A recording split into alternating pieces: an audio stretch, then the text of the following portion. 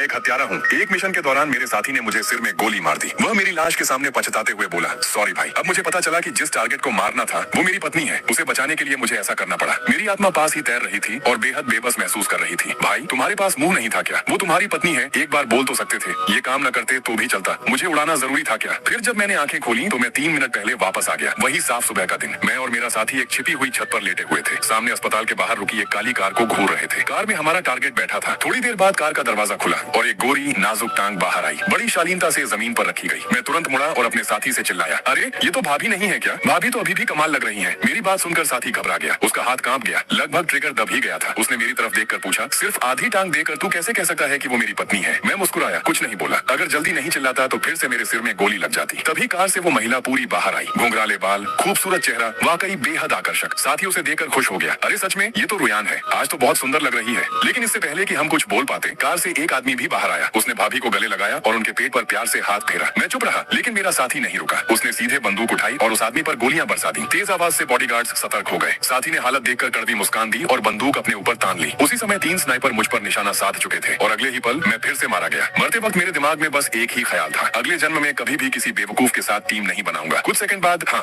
मैं फिर से जिंदा हो गया। वही सुबह, वही जगह, वही काली कार। इस बार मैं समझदार हो गया था। जैसे ही उस आदमी ने भाभी को पकड़ा, मैं तुरंत उठकर चिल्लाया, अरे भाभी आप प्रेग्नेंट हैं और भाभी का भाई भी है। मैं गलत नहीं था। वो भाई हो सकता है, कजिन, पड़ोसी या कोई और। आखिर हम बड़े लोग हैं। सब कुछ साफ साफ बोलने की जरूरत नहीं। साथी कुछ समझ पाता उससे पहले ही मैं उसे पकड़कर नीचे ले आया और सीधे भाभी के पास पहुंच गया। भाभी थोड़ी घबराई हुई थी, नजरें चुरा रही थी। वो आदमी भी थोड़ा असहज था। उसने खुद को संभालते हुए कहा, हेलो मेरा नाम वांग है, तुम मुझे लाओ वांग कह सकते हो। मैं लियन एयर का कजिन हूँ। मैं मन ही मन हंसा। आजकल पड़ोसी वाला वांग खुद मान लेने वाले कम ही होते हैं। साथी ने हाथ मिलाया और अपनी पत्नी से पूछा, तुम अस्पताल क्यों आई हो? भाभी ने तुरंत अपना पेट पकड़ लिया। मैं प्रेग्नेंट हूँ। फिर उसने उस आदमी की तरफ देखा। वो बोला, लियन एयर नहीं चाहती थी कि तुम्हारे काम में बाधा आए, इसलिए मैं उसे चेकअप के लिए लाया हूँ। मेरा बेवकूफ साथी खुशी से झूम उठा। सच में हम माँ बाप बनने वाले हैं? मैं साइड में खड़ा उंगलियां मरोड़ रहा था। भाभी कितने महीने हुए? भाभी हकलाते हुए बोली, दो महीने। लेकिन 3 महीने पहले हम दोनों विदेश में मिशन पर थे। साथी तो घर भी नहीं लौटा था और उसे 2 महीने का बच्चा मिल गया। पर क्या मैं ये सच बोल सकता था? नहीं, वरना गोली मुझे ही लगती। मैंने उसके कंधे पर हाथ रखा। बाप बनना बड़ी खुशी की बात है, मुस्कुराओ। वो खुशी से चमक उठा। फिर उसे याद आया, क्या तुमने किसी को नाराज किया है? भाभी ने सिर हिलाया। नहीं। साथी तुरंत बोला, तो फिर ये तुम्हारे लिए नहीं, तुम्हारे कजिन के लिए है। चिंता मत करो, मैं हूं ना। मैं ताली बजाना चाहता था, गाना गाना चाहता था, लेकिन तभी एक और गोली चली। मेरी पीठ में दर्द हुआ और मैं फिर गिर पड़ा। मरने से पहले मैंने बस अपने बॉस को देखा। वो कोने में खड़ा था, बंदूक साफ करते हुए गुस्से में भरा हुआ। मुझे सबसे ज्यादा नफरत बेवकूफ कर्मचारियों से है। फिर से आंख खुली, वही सुबह, वही दिन। मिशन करूं तो साथी मार देता है, न करूं तो बॉस मार देता है। इस बार मैंने सीधा हथियार फेंक दिया। भाड़ में गया ये काम, मैं नहीं कर रहा। साथी हैरान होकर बोला, कहाँ जा रहे हो? मैं बोला, तू अकेला मुझसे ज्यादा खतरनाक है। कभी खुद को मारता है, कभी दूसरों को। मैं बिना पीछे देखे भाग गया। फिर मैंने बॉस को ढूंढा, पकड़कर बाहर निकाला और जमकर पीटा। मुझे इंश्योरेंस भी नहीं देता, ऊपर से मुझे ही मारता है। आज मैं 3 बार मर चुका हूँ, समझे? पैसे बढ़ा। बॉस चिल्लाया, पैसे बढ़ाऊं और इंश्योरेंस? तू जेल जाना चाहता है क्या? तभी मेरा साथी आया मुझे रोकने। मैंने उसे भी थप्पड़ मार दिया। तू भी चुप रह, तेरी बीवी किसी और के साथ है और तू यहाँ हीरो बन रहा है। तभी काली कार फिर आई। भाभी उतरी और हमें लड़ते देखा। उन्हें देखकर मेरा गुस्सा फिर भड़क उठा। मैं बस काम करने आया था, मुझे ये सब क्यों झेलना पड़ रहा है? आज मैं 3 बार मर चुका था और अब मेरा दिमाग पूरी तरह से खराब हो चुका था। बाकी आधा भी इसी औरत की देन था। मैं सच में तंग आ चुका था। मैं आगे बढ़ा और सीधे कार से लाओ वांग को खींचकर नीचे उतार लिया। उसकी नाक पर उंगली रखते हुए डांटा, एक दूर का रिश्तेदार हो या असली बाप, भाभी का पेट क्या तुमने ही बड़ा किया है? मेरे साथी को तुमने ही हरी टोपी पहनाई है। लाओ वांग की नजरें इधर उधर भटकने लगी। वह झेपते हुए मान गया, तुम्हें कैसे पता? उसने भाभी को अपने पीछे कर लिया। अगर किसी को दोष देना है तो मुझे दो, ये सब मेरी गलती है। मैं अपने जज्बातों पर काबू नहीं रख पाया। मेरा साथी जैसे बिजली गिरने से स्तब्ध हो गया। भाभी टूट गई। वह अपना चेहरा ढककर रोने लगी। बहुत कमजोर और दुखी दिख रही थी। माफ करना, मुझसे बस वही गलती हुई जो दुनिया की हर औरत करती है। मैं तुमसे भी प्यार करती हूँ और उससे भी। मुझे समझ नहीं आया क्या करूँ, तो तुमने दोनों को ही चुन लिया। भाभी की आंखें रो रो कर लाल हो गई थी। लाओ वांग को उन पर तरस आ गया। उसने उन्हें संभाला और मेरे साथी से दृढ़ता से कहा, अगर तुम्हें गुस्सा है तो मुझ पर निकालो। लियन एयर बेगुनाह है। साथी ने कुछ नहीं सुना, बस अपनी पत्नी को देखता रहा। लियन एयर, क्या तुम सच में उससे प्यार करती हो? भाभी ने सूजी हुई आंखों से कहा, हाँ मैं उससे प्यार करती हूँ, लेकिन मैं तुमसे भी प्यार करती हूँ। क्या तुम मुझे माफ कर सकते हो? साथी कुछ पल के लिए रुका, फिर लाओ वांग को हटाकर अपनी पत्नी को गले लगा लिया और धीरे से बोला, मैं तुमसे नाराज कैसे हो सकता हूँ? बस वापस आ जाओ। ये सब देखकर मैं दंग रह गया। वाह भाई, मेरा बेवकूफ साथी तो 24 के शुद्ध प्रेमी निकला। सॉरी, पहले मैंने तुम पर जोर से चिल्लाया था। अब से तुम ही मेरे सबसे आदरणीय इंसान हो। मैंने आसमान की तरफ देखा, लगता है आज मैं जिंदा घर जा पाऊंगा। लेकिन जाने से पहले ही मेरी पीठ में फिर वही दर्द हुआ। मुझे लगा मैं फिर मर गया। जो लोग कई बार मर चुके होते हैं उन्हें इसकी आदत हो जाती है, इसलिए मैं आदतन जमीन पर गिर गया। तभी एक जवान लड़का डरते हुए पास आया और धीरे से बोला, मैंने तो बस एक छोटा पत्थर फेंका था, क्या तुम मर जाओगे? मैं हैरान होकर बोला, तू कौन है? लड़के ने कहा, मैं इस मिशन का क्लाइंट हूँ, क्या मैं इसे कैंसिल कर सकता हूँ? मैं जवाब देता उससे पहले ही मेरे कंजूस बॉस की आवाज आई, बाई पेंग फे,